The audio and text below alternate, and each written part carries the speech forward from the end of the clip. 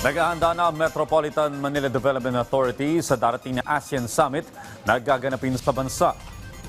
Nagpupulong na ang mga kawani ng ahensya para sa posibleng pagsasara ng ilang kalsada at pagbabago ng ruta. Isa ang ASEAN sa pinakamalaking event ngayong taon na dadaluhan ng world leaders.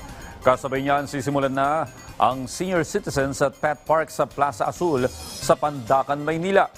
Tataniman ito ng mga puno at lalagyan ng espasyo kung saan pwedeng mamasyal at mag-ehersisyo. Tatapusin ito sa loob ng 5 buwan.